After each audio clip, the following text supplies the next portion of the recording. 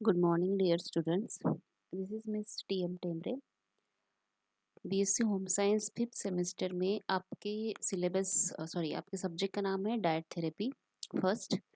जैसा कि आप लोग थर्ड सेमेस्टर में जैसे आपके फूड साइंस एंड न्यूट्रिशन ये सब्जेक्ट का नाम था nutrition for life span, then fourth sem में कम्युनिटी न्यूट्रिशन, वैसे ही फिफ्थ सेम में आपके सब्जेक्ट का नाम है डाइट थेरेपी।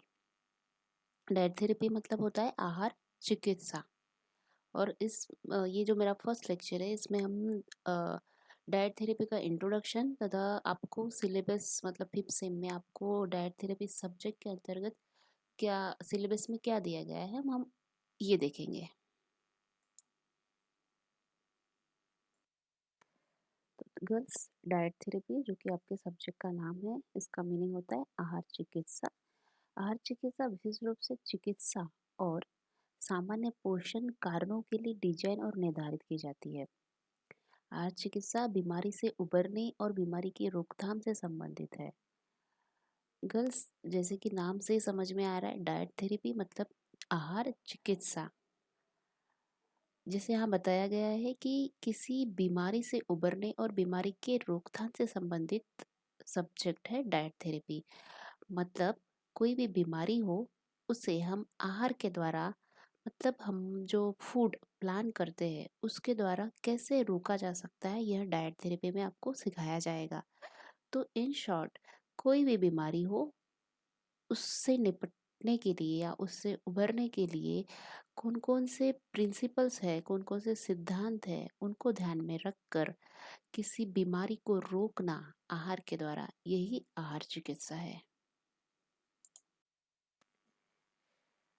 गर्ल्स, आपका सब्जेक्ट जो है ये टोटल 100 मार्क्स का है, जिसमें थ्योरी 80 मार्क्स की है एंड इंटरनल असेसमेंट 20 मार्क्स का है। जैसे आप लोग सेकेंड ईयर में जैसा पैटर्न था सेम आपको फिफ्थ सेम में भी सेम पैटर्न है। ऑब्जेक्टिव्स है आपके सब्जेक्ट के to provide knowledge about the causes and symptoms of various disease, मतलब अलग अलग रोगों के कारण और सिम्टम्स का ज्ञान आप तक पहुंचाना। To understand the role of diet in the management of this conditions, अलग अलग डिजीज जो है, रोग है, उनमें उनकी रोकथाम में जो डाइट है मतलब आहार है इसका क्या रोल है यह समझाना। And last, to plan calculate and prepare diets for various disease, मतलब अलग अलग रोगों में आहार प्लान करना। जैसे आप लोग फोर्थ सेम में मील प्लान करते थे वैसे आपको फिफ्थ सेम में करना है डाइट प्लान। जो कि डाइट प्लान इसलिए बोला जाता है क्योंकि ये अलग अलग रोगों के लिए तैयार किया जाता है, उनकी कंडीशंस को ध्यान में रखकर। तो उनके लिए डाइट प्लान करना, उसका कैलकुलेशन करना अलग अलग रोगों के अनुसार। आपको थ्योरी में यूनिट फर्स्ट है डाइट थेरेपी, उसमें introduction to diet therapy. Diet therapy एक, जैसे हमने बोला आहार चिकित्सा, ये भी एक बहुत वास्ट सब्जेक्ट होता है, मतलब वास्ट है, जिसमें बहुत सारे पॉइंट्स है अलग अलग, जो कि आप क्या क्या पढ़ेंगे। तो application of principles of diet therapy, principles है डाइट थेरेपी के, आपको वो पढ़ना है। देन इसी में आपको पढ़ना है डाइटेटिक्स, मतलब डाइटेटिक्स क्या होता है, meaning principle of dietetics. Then second, diet counselling, मतलब आहारीय परामर्श। आहारीय परामर्श क्या है ये पढ़ना है। इसी में के अंतर्गत आपको पढ़ना है role of dietitian, important aspects, tips to remember for planning a healthy diet for a patient. तो मतलब डाइटिशियन क्या है ये भी आपको पढ़ना पड़ेगा, डाइटिशियन का रोल क्या होता है, और एक हेल्दी अच्छा डाइट प्लान करने के लिए, आहार प्लान करने के लिए पेशेंट के लिए, क्योंकि रोग है और रोग किसको होता है, रोगी को। तो रोगी व्यक्ति को ध्यान में रखकर उनके लिए हेल्दी प्लान कैसे किया जाए, इसके कुछ टिप्स होते हैं वो आपको पढ़ना है। The next point is dietetic care in hospital patients and its importance। तो हॉस्पिटल्स में, बड़े बड़े हॉस्पिटल्स में डाइटिशियंस कैसे केयर करते हैं पेशेंट की, ये आपको पढ़ना है, और इसका क्या महत्व है ये भी आपको पढ़ना है। देन सेकंड पॉइंट जो है therapeutic adoption of the normal diet, मतलब नॉर्मल डाइट जो होता है हम लोग जो खाते हैं वो क्या होता है, नॉर्मल डाइट। तो इस नॉर्मल डाइट का थेरेपेटिक डाइट में, थेरेपेटिक इसलिए क्योंकि हम उसमें कुछ कन्वर्जन करेंगे, ये रोगों के अनुसार जो नॉर्मल डाइट है वो क्या होता है, चेंज होता है। तो चेंज जो होता है ये कैसे होता है ये पढ़ना है आपको। एंड इसके टाइप्स मतलब soft diet, clear liquid diet, bland diet and low fibre diet. And then last is modes of feeding. मतलब क्योंकि रोगी व्यक्ति होता है, बहुत सारे रोग ऐसे होते हैं जिसमें हम मुंह के द्वारा जो भोजन है, जो आहार है वो ग्रहण नहीं कर पाते हैं। तो उसी को ध्यान में रखते हुए आपको अलग अलग फीडिंग मेथड्स पढ़नी है। Then first method is enteral and second method is parenteral. तो हम इसके बारे में डिटेल जब हम पढ़ेंगे यूनिट फर्स्ट तब हम इसके बारे में देखेंगे। देन सेकंड यूनिट, आपको सेकंड यूनिट में पढ़ना है causes, symptoms and principle of dietary management of some of the special conditions requiring nutritional support. आपको कॉजेस पढ़ना है, सिम्टम्स पढ़ना है और प्रिंसिपल ऑफ डाइटरी मैनेजमेंट भी पढ़ना है, जो ऐसे अलग अलग दिए गए। जैसे फर्स्ट है आपको फीवर, मतलब फीवर के कारण क्या होंगे, लक्षण क्या होंगे, और फीवर में आपको फीवर के टाइप्स भी पढ़ना है। जैसे यहाँ पे दिया है short duration fever and long duration fever. तो हम ये डिटेल में पढ़ेंगे कि शॉर्ट ड्यूरेशन फीवर मतलब क्या होता है, लॉन्ग ड्यूरेशन फीवर मतलब क्या है, इनके टाइप्स, इनके एग्जाम्पल्स हम डिटेल में पढ़ेंगे जब हम आपको ये हम सेकेंड यूनिट डिटेल में पढ़ेंगे तब। इसमें आपको कॉजेस क्या है ये पढ़ना है, सिम्टम्स क्या है ये पढ़ना है फीवर के। सेम एनीमिया, एनीमिया मतलब होता है रक्तक्षय, जो कि आपको पता होगा आयरन की कमी से होता है, इसके बारे में आपको पढ़ना है। इसके भी कारण, लक्षण और एनीमिया की कंडीशन में कैसा आहार होना चाहिए, क्या आहार होना चाहिए, कैसा होना चाहिए, उसके प्रिंसिपल्स क्या है, इन सबको आपको पढ़ना है। और एनीमिया के टाइप्स भी आपको पढ़ना है।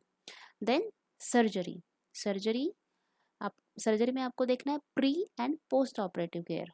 देखिए सर्जरी जो होती है इसमें प्री एंड पोस्ट ऑपरेटिव इसलिए दिया गया है क्योंकि कुछ सर्जरी ऐसी होती है जो पहले से प्लान होती है और कुछ सर्जरी ऐसी होती है जो एक्सीडेंटली होती है। जैसे अगर बाईपास सर्जरी करना है, मतलब किसी को हृदय से रिलेटेड रोग है, आपने अगर सुना होगा, तो बाईपास सर्जरी अगर करनी है तो वो क्या होगी, पहले से प्लान होगी। ठीक है, प्लांट होगी पहले से। या जैसे किसी को किडनी स्टोन है और अगर उसको वो सर्जरी करना है तो वो क्या होगी, पहले से प्लान होगी। तो सर्जरी करना मतलब क्या होगा, जिस ये जो कंडीशन है इसमें सर्जरी के पहले हमें कौन सी डाइट देना चाहिए, पेशेंट को क्या ध्यान में रखना चाहिए ताकि वो सर्जरी के लिए प्रिपेयर हो सके, ये पढ़ना है। And then post operative care मतलब सर्जरी के बाद की देखभाल। ठीक है, तो सर्जरी के बाद की देखभाल जो होती है ये सभी में आएगा। जैसे जो हमने मतलब हमें पहले से पता है कि सर्जरी होने वाली, उसमें भी पोस्ट ऑपरेटिव केयर होगी क्योंकि सर्जरी के बाद क्या होता है, बहुत सारी जो सेल्स होते हैं वो डैमेज हो जाते हैं, रिकवरी करना होता है, ब्लड का लॉस होता है, तो इसके लिए पोस्ट ऑपरेटिव केयर भी बहुत ज़रूरी है। तो सर्जरी के पहले आहार में कैसे देखरेख करना है और सर्जरी के बाद में आहार से रिलेटेड कैसे देखभाल करना है ये आपको पढ़ना है। देन बर्न, बर्न मतलब जलना। ठीक है, तो जलना जो होता है ये अलग अलग टाइप्स होते हैं, इसके डिग्री भी है, टाइप्स एंड डिग्री। डिग्री मतलब कैसे, फर्स्ट डिग्री है, सेकंड डिग्री है, थर्ड डिग्री है, ये जब हम आपको पढ़ाएंगे तब आप इसमें डिटेल में पढ़ोगे। तो आपको बर्न मतलब जलना ये भी पढ़ना है।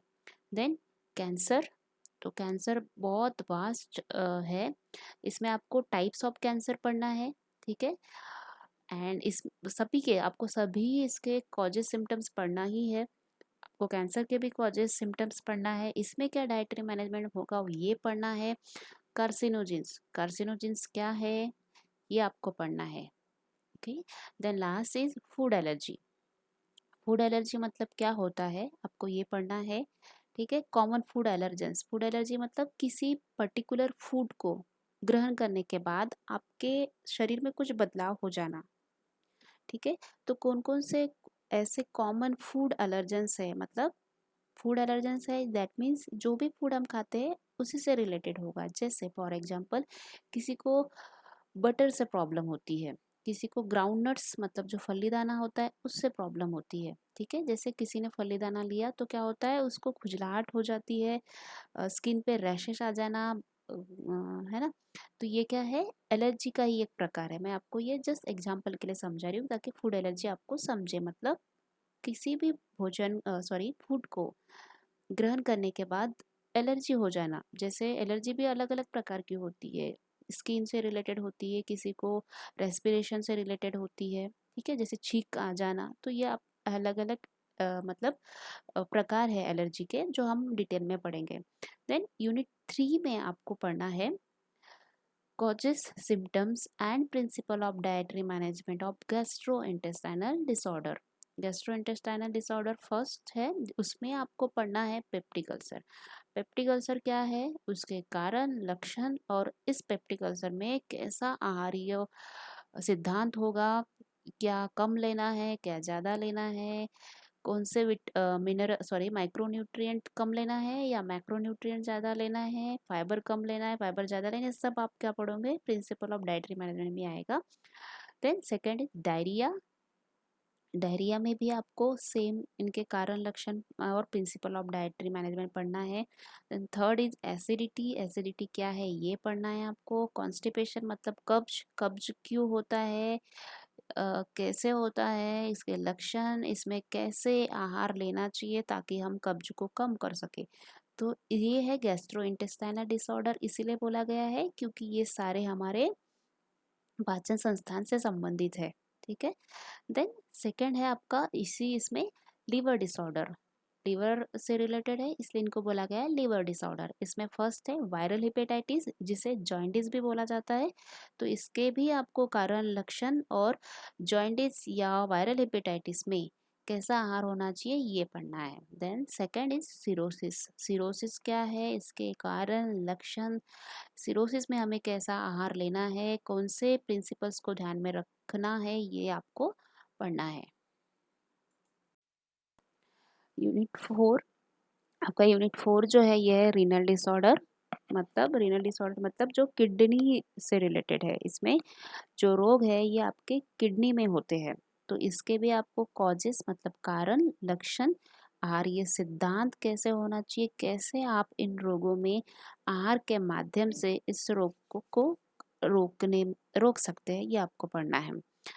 तो फर्स्ट है ग्लैमरुलोनेफ्राइटिस। ठीक है, जिसमें जो नेफ्रॉन्स होते हैं उनमें प्रॉब्लम हो जाती है। देन सेकंड नेफ्रोटिक सिंड्रोम, इसमें भी ये ग्लैमरुलर नेफ्राइटिस के बाद की कंडीशन होती है नेफ्रोटिक सिंड्रोम, जिसमें आपके किडनी के जो सबसे स्मॉल यूनिट्स हैं नेफ्रॉन्स, इनमें घाव जैसे हो जाते हैं या ये डैमेज होने लग जाते हैं। देन इसके बाद की जो कंडीशन आती है मतलब ग्लैमेरुलोनेफ्राइटिस एंड नेफ्रोटिक सिंड्रोम, अगर ये रिकवर नहीं होता है तो जो बाद की स्टेज होती है acute and chronic renal failure, जो कि बहुत ही ज़्यादा डेंजरस है। तो इसमें इसका क्या कॉजेस है, सिम्टम्स है और कैसा आहार्य सिद्धांत होना चाहिए, हमें कौन से न्यूट्रिएंट्स को कम मात्रा में लेना है, अधिक मात्रा में लेना है या नॉर्मल मात्रा में लेना है, ये सब आपको इसमें पढ़ना है। Second importance of dialysis. Dialysis क्या है आपको अगर इन जनरल पता होगा, आपने सुना होगा डायलिसिस मतलब क्या होता है, आर्टिफिशियल किडनी। जैसे आपकी किडनी का कार्य क्या होता है ये आपको पता है। ठीक है, ये फिल्ट्रेशन करता है।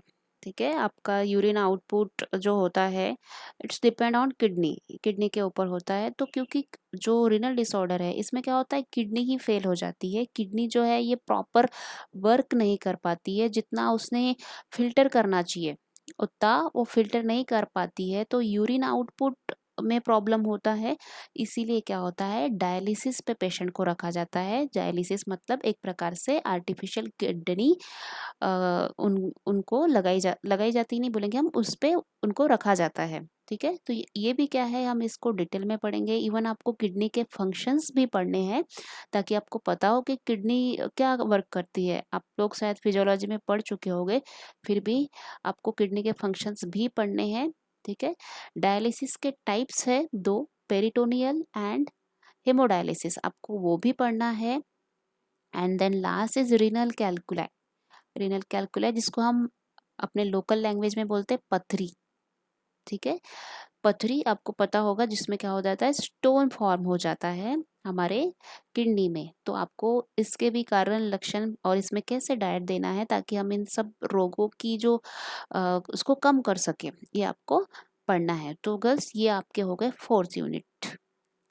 हर यूनिट जो है उतना ही इम्पोर्टेंट है जितने की पहले। तो ये हो गया थ्योरी का पोर्शन। देन आपको प्रैक्टिकल जो है, आपको प्रैक्टिकल में पढ़ना है preparation in evaluation of therapeutic adoption of the normal diet. हमने जैसे फर्स्ट यूनिट में देखा था कि जो नॉर्मल डाइट है ये कैसे थेरेपेटिक डाइट में कन्वर्ट होता है, क्योंकि डाइट थेरेपी है जो कि हम बोल रहे हैं, हमने आपको बताया कि आहार चिकित्सा मतलब रोगों को ध्यान में रखकर आहार के द्वारा व्यक्ति का ट्रीटमेंट करना। ठीक है, तो अब जो होता है, जैसे बुखार की कंडीशन में क्या हम जो रोज नॉर्मल डाइट खाते हैं वो खा पाते हैं क्या? नहीं, क्योंकि हमारी क्षमता ही नहीं होती कि हम उसको खा पाए, या फिर हमारी इच्छा ही नहीं होती है। हमें जो स्मेल होता है, अरोमा होता है, टेक्सचर होता है, वो देख के अजीब सी घबराहट होती है या खाने की इच्छा नहीं होती है। तो on the basis of that, है ना, कि व्यक्ति की रोग की क्या दशा है या उसकी क्या परिस्थिति है, उसको ध्यान में रखकर नॉर्मल डाइट को कन्वर्ट करना थेरेपेटिक डाइट में। ठीक है, तो इसके लिए क्या होता है, अलग से प्रिंसिपल्स है, वो हम फर्स्ट यूनिट में जब हम पढ़ेंगे तो आपको सब समझ में आ जाएगा। तो इसके टाइप्स है कि नॉर्मल डाइट को थेरेपेटिक में या पेशेंट के स्थिति के अनुसार कैसे कन्वर्ट करना है। तो फर्स्ट है लिक्विड डाइट, जिसमें full and clear liquid diet है। ये गर्ल्स आपको प्रैक्टिकल करना है इसका, मतलब हम आपको इसको कैसे लिक्विड डाइट बनाते हैं, फुल लिक्विड डाइट और क्लियर लिक्विड डाइट में क्या डिफरेंस है, ये हम आपको कुकिंग के द्वारा, मतलब डेमोन्स्ट्रेशन होता है। आप खुद भी कुकिंग करते हो, आपको पता ही है, क्योंकि आप ऑलरेडी कुकिंग कर चुके हो, आप फाइनल ईयर के स्टूडेंट्स हो, तो आपको ये सब पता है, तो ये इसमें आएगा। Then second is soft diet and last plan diet. Soft diet मतलब जिसको बोलते हैं हम सॉफ्ट है ना, नरम आहार, वो कैसे बनाया जाता है, क्या प्रिंसिपल है ये। देन ब्लैंड डाइट, ये भी हम सीखेंगे प्रैक्टिकल में। सेकंड है planning, calculation and preparation for the following disorders. Plan करना, प्लान किसकी करना है, डाइट का, आहार का प्लान करना है। इसके पहले आपने क्या किया है, मेनू प्लान किया है प्री स्कूल के लिए, स्कूल गोइंग के लिए, adult male female, pregnant lady, lactating lady के लिए। अभी क्या करना है, इन कंडीशन जो आपने देखे अभी तक के, जो रोग देखे, उनको ध्यान में रखकर आपको क्या करना है, प्लान करना है आहार का।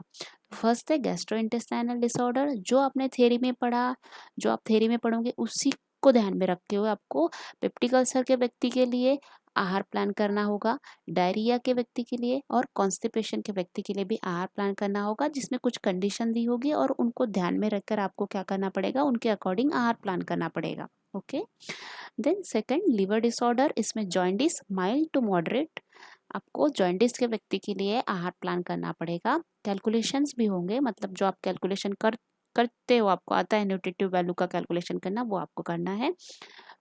Fever, short duration and long duration, दोनों फीवर के रोगी के लिए आपको आहार प्लान करना है।